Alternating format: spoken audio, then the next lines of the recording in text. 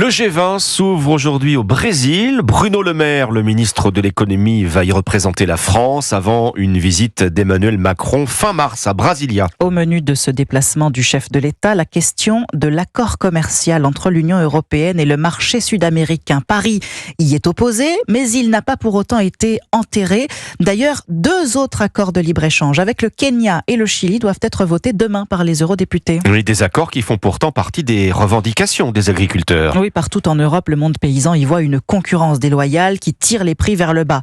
Mais à y regarder de plus près, Baptiste Morin, ces partenariats ont aussi du positif.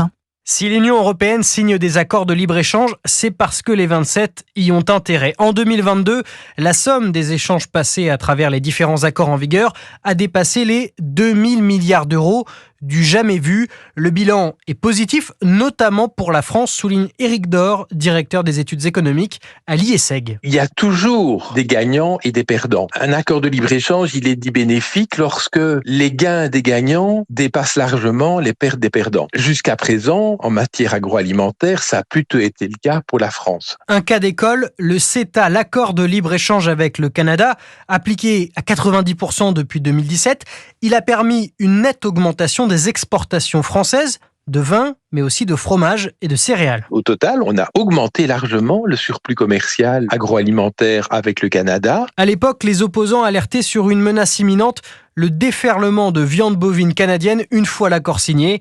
Il n'en a en fait rien été. Baptiste Morin, chef du service économie d'Europe 1.